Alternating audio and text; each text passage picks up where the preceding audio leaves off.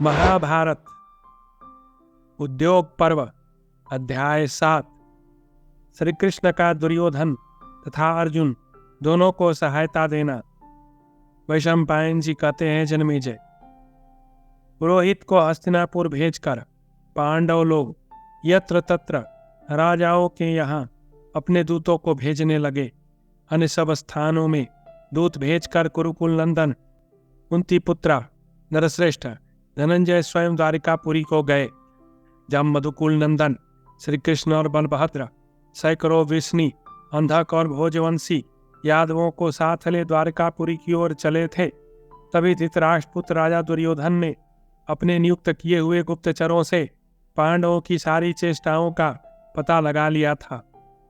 जब उसने सुना कि श्री कृष्ण विराट नगर से द्वारका को जा रहे हैं, तब वह वायु के समान वेगवान उत्तम अश्वों तथा एक छोटी सी सेना के द्वारा साथ द्वारकापुरी की ओर चल दिया।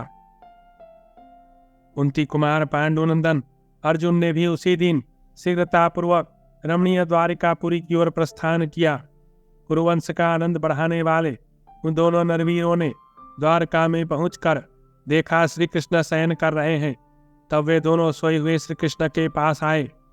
श्री कृष्ण के शयन काल में पहले दुर्योधन ने उनके भवन में प्रवेश किया और उनके सिरहाने की ओर रखे हुए एक श्रेष्ठ सिंहासन पर बैठ गया।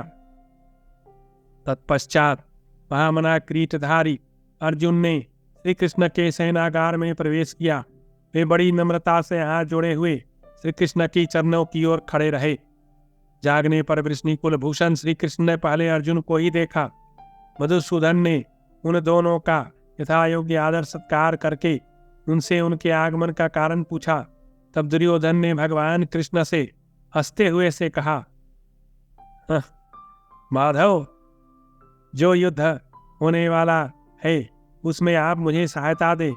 आपकी मेरे तथा अर्जुन के साथ एक सी मित्रता है एवं हम लोगों का आपके साथ संबंध भी एक समान है। मधुसूदन, आज मैं ही आपके पास पहले आया हूँ। पूर्वा पुरुषों के सदाचार का अनुसरण करने वाले श्रेष्ठ पुरुष पहले आए हुए प्रार्थी की सहायता करते हैं।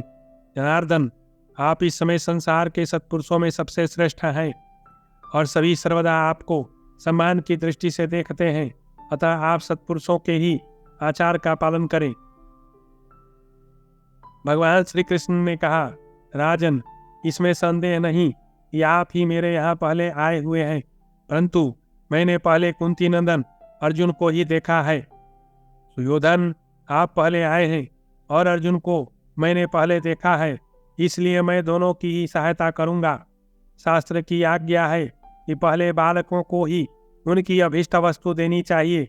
अतः अवस्था में छोटे होने के कारण पहले कुंती पुत्र अर्जुन ही अपनी अभीष्ट वस्तु पाने के अधिकारी हैं। मेरे पास 10 करोड़ गौओं की विशाल सेना है, जो सबके सब मेरे जैसे ही बलिष्ठ शरीर वाले हैं। उन सब की नारायण संज्ञा है। वे सभी युद्ध में डटकर लोहा लेने वाले हैं।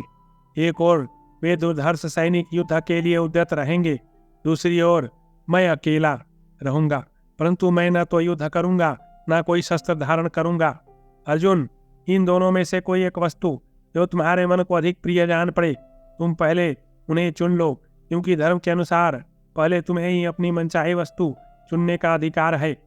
वैशंपायन जी कहते हैं, राजन, श्री कृष्ण के ऐसा कहने पर कुंती कुमार धनंजय ने संग्राम भूमि में युद्ध न करने वाले उन भगवान श्री कृष्ण को ही अपना सहायक चुना, जो साक्षात शत्रु हंता नारायण है और अजन्मा होते हुए भी स्वेच्छा से देवता, दानव तथा समस्त क्षत्रियों के सम्मुख मनुष्यों में उत्तीर्ण हुए हैं। जन्मेजय, तब दुर्योधन ने वह सारी सेना मांग ली जो अनेक सहस्र सैनिकों की सहस्रों टोलियों में संगठित थी। उन उधाओं को पाकर श्री कृष्ण को ठगा गया समझकर नया दुर्योधन को प्रसन्नता हुई। उसका बल भयंकर था। वह सारी सेना लेकर महाबली रोहिणी नंदन बलराम जी के पास गया और उसने उन्हें अपने आने का कारण बताया।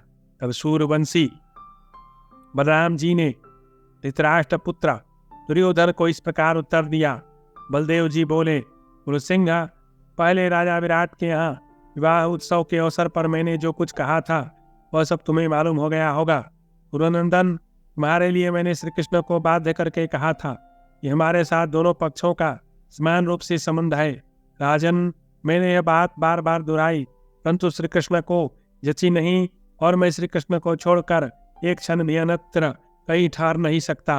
अतः मैं श्री कृष्ण की ओर देखकर मन ही मन इस निश्चय पर पहुंचा हूँ कि मैं न तो अर्जुन की सहायता करूंगा न दुर्योधन की। पुरुषरत्न, तुम समस्त राजाओं द्वारा सम्मानित भरत वंश में उत्पन्न हुए हो, जाओ क्षत्रिय धर्म के अनुसार युद्ध करो। वैशंपायन जी कहते हैं, जन्मेजय, बलभद्र जी के ऐसा कहने पर दुर्योधन ने उन्हें हृदय से लगाया। श्री कृष्ण को ठगा गया जानकर युद्ध से अपनी निश्चित विजय समझ ली। तदनंतर धृतराष्ट्र पुत्र राजा दुर्योधन कृतवर्मा के पास गया। कृतवर्मा ने उसे एक अच्छी सेना दी। उस भयंकर सेना के द्वारा घिरा हुआ कुरुनंदन दुर्योधन अपने सुहृदों का हर्ष बढ़ाता हुआ बड़ी प्रसन्नता के साथ हस्तिनापुर लौट गया। दुर्योधन के चले जाने पर पीताम्बरधारी जगतस्रष्टा भगवान श्री कृष्ण ने अर्जुन से कहा, पार्थ, मैं तो युद्ध करूंगा नहीं, फिर तुमने क्या सोच समझकर मुझे चुना है? अर्जुन बोले, भगवान, आप अकेले ही उन सबको नष्ट करने में समर्थ हैं, इसमें तनिक भी संशय नहीं है। पुरुषोत्तम, आपकी ही कृपा से मैं भी अकेला ही उन सब शत्रुओं का संहार करने में समर्थ हूँ, परंतु आप संसार में यशस्वी हैं। आप जहाँ भी रहेंगे वह यश आपका ही अनुसरण करेगा।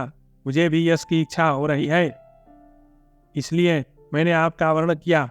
मेरे मन में बहुत दिनों से अभिलाषा थी कि आपको अपना सारथी बनाऊं, अपने जीवन रथ की बागडोर आपके हाथों में सौंप दूं। मेरी इस चिरकालिक अभिलाषा को आप पूर्ण करें। भगवान श्री कृष्ण ने कहा, पार्थ, तुम जो मेरे साथ स्पर्धा रखते हो यह तुम्हारे लिए ठीक ही है। मैं तुम्हारा सारथ्य करूंगा, तुम्हारा यह मनोरथ पूर्ण होगा। वैशंपायन जी कहते हैं, जन्मेजय, इस प्रकार प्रसन्न हुए अर्जुन श्री कृष्ण के सहित मुख्य मुख्य दशहर वंशी यादवों से घिरे हुए पुनः युधिष्ठिर के पास आए। इस प्रकार श्री महाभारत उद्योग पर्व के अंतर्गत सेनोद्योग पर्व में श्री कृष्ण का सारथी स्वीकार विषयक 7वां अध्याय पूरा हुआ।